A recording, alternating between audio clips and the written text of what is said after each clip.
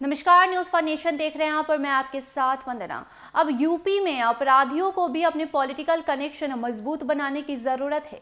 जी हां, अगर उनके पॉलिटिकल कनेक्शन मजबूत नहीं रहेंगे, अच्छे नहीं रहेंगे तो उनका एनकाउंटर हो सकता है। ऐसा हम नहीं बल्कि यूपी में विपक्ष में बैठी राजनीतिक पार्टियों के द्वारा कहा जा रहा है। विधानसभा चुनाव के पहले यूपी में एनकाउंटर को लेकर विपक्ष पार्टियों ने क्या कुछ और कहा है और किस तरीके से सत्ता में राज कर रही भाजपा पे जमकर निशाना बोला है, आइए हम आपको बताते हैं अपने आगे के रिपोर्ट में। यूपी में एनकाउंटर को लेकर योगी सरकार शुरू से ही विपक्ष के निशाने पर रही है। उसकी वजह है प्रदेश में 4.5 साल में 139 बदमाशों का एनकाउंटर में मार गिराना। मुख्यमंत्री योगी खुद बार बार एनकाउंटर के इन आंकड़ों को कानून व्यवस्था से जोड़कर अपनी सरकार की तारीफ करते हैं। सीएम योगी कहते हैं कि अपराधी सिर्फ अपराधी होता है, उसका कोई धर्म नहीं होता। सिर्फ यही नहीं, प्रदेश में कानून व्यवस्था को लेकर प्रधानमंत्री नरेंद्र मोदी और केंद्रीय गृह मंत्री भी इस उपलब्धि को लेकर योगी की पीठ थपथपाते रहते हैं। लेकिन विपक्ष के हंगामे की भी वजह है। विपक्ष का कहना है कि जो विरोधी है उनके खिलाफ तो योगी सरकार ने कार्रवाई की है, जैसे अतीक अहमद, मुख्तार अंसारी और विजय मिश्रा। तीनों अभी भी जेल में बंद हैं।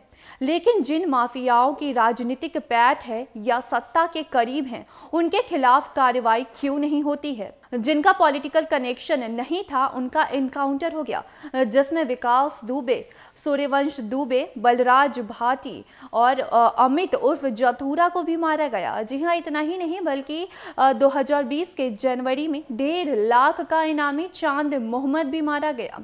तो वहीं अक्टूबर 2019 में 1.5 लाख का इनामी लक्ष्मण यादव को भी पुलिस ने मार गिराया। टिंकू कपाला मारा गया। तो वहीं श्रवण भी इस लिस्ट में शामिल है और भी कई ऐसे नाम हैं जिनके पॉलिटिकल कनेक्शन अच्छे नहीं थे और उनका एनकाउंटर कर दिया गया। तो वहीं दूसरी ओर जिनका बड़े दलों से संबंध नहीं था वो अभी भी जेल में हैं, जिसमें मुख्तार अंसारी आते हैं, अतीक अहमद आते हैं। जी हाँ, विजय मिश्रा का भी इन सभी लिस्ट में नाम शामिल है। तो ऐसा नहीं है कि सभी अपराधी छवि के नेताओं या माफियाओं पर कार्रवाई हुई है। कई ऐसे भी हैं जो राजनीतिक दलों के साथ होने की वजह से किसी ना किसी वजह से बाहर हैं और पूरी तरह से सक्रिय हैं। इन पर सरकार की नज़र भी नहीं गई, इसलिए पुलिस भी इन पर मेहरबान हो चुकी है।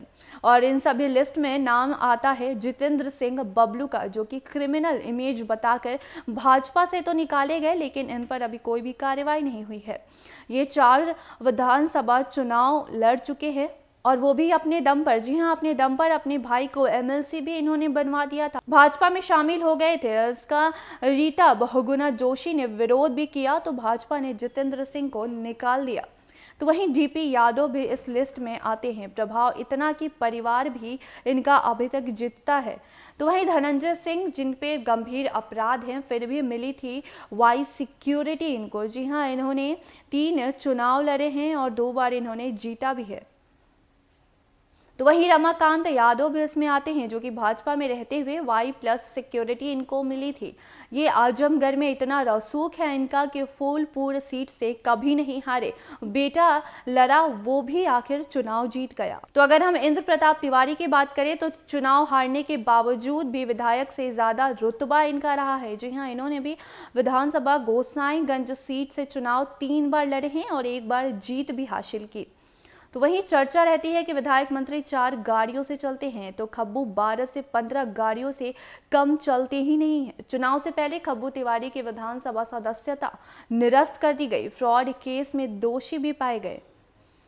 तो वहीं पवन पांडे की अगर हम बात करें तो ये खुद तो जीते ही, भाई भतीजे को भी इन्होंने चुनाव में जिताया। ये 3 बार चुनाव लड़ चुके हैं। तो अगर हम बात राजा भैया की करें तो माया की सरकार में ये जेल गए और सपा सरकार में मंत्री बनाए गए। जी हाँ, हत्या, अपहरण, जान से मारने की धमकी, गैंगस्टर एक्ट में कार्रवाई भी चल रही है। मायावती ने राजा भैया को आतंकवादी घोषित कर रखा था, उन पर पोटा लगाकर जेल भेज दिया गया था। आंकड़ों के मुताबिक योगी सरकार के कार्यकाल में एनकाउंटर में 139 अपराधी मारे गए, जबकि 2196 घायल हुए। इस दौरान 13 पुलिसकर्मियों की भी मौत हुई, जबकि 1122 पुलिसकर्मी घायल हुए हैं।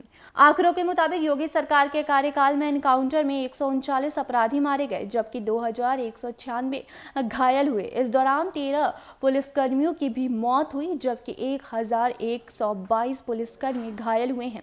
इतना ही नहीं बल्कि 4.5 साल के कार्यकाल में माफियाओं की 15 अरब 74 करोड़ की अवैध संपत्ति भी जब्त की गई। इसमें 13 अरब 22 करोड़ की अवैध संपत्ति बीते 2 साल में जब्त की गई है।